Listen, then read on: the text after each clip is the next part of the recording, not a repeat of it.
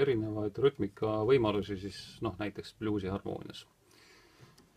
Et siis põhimõtteliselt on sul võimalik mängida nagu üksikuid lööki, kas löögi peale või vastulööki. Ja siis löögi peale, et siin ei ole nagu midagi nagu üllatavat. Ja nii edasi, see on löögi peale. Sa võid mängida nagu pikkadena, võid mängida.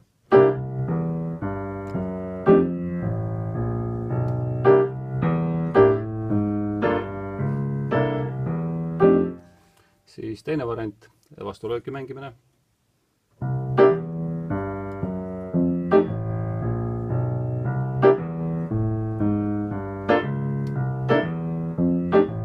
Nagu harjutusena terve vorm läbi mängida kõikidest nendest.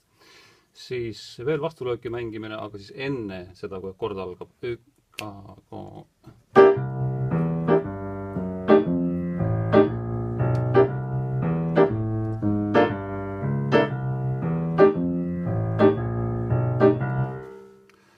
Nii, siis võib ka mängida nagu 2 kaheksandikust koosnevaid rütme.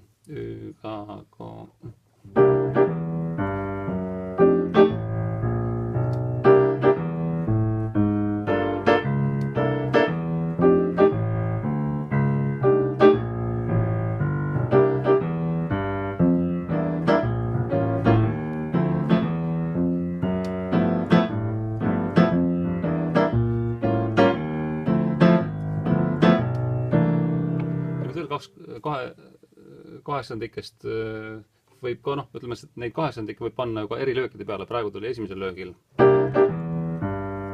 Võib ka olla niimoodi.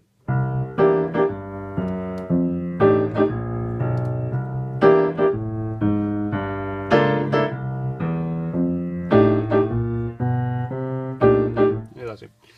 Ja siis, kui mängida neid kaheksandikke siis nii, et ta on nagu eelmise löögi viimane kaheksandik ja järgmise löögi esimene kaheksandik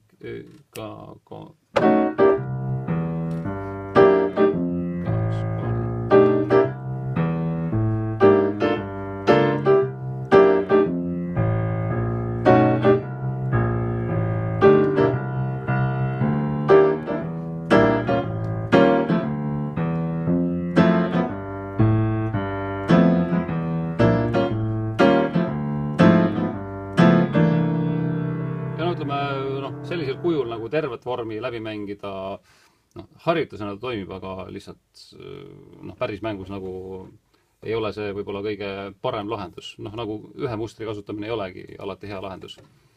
Ja siis saab veel mingeid erinevaid rütmi fraase välja mõelda.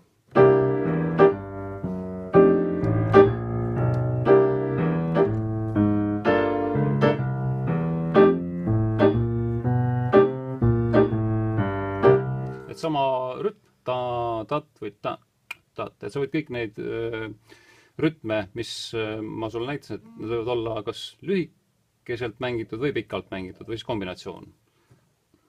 Näiteks sama või siis et sisuliselt on nagu samades kohtades on need löögid, lihtsalt pikkus on erinev. Ja siis need muud asjadega ka, mis ma näitasin, et tegelikult võid ka mängida neid pikalt.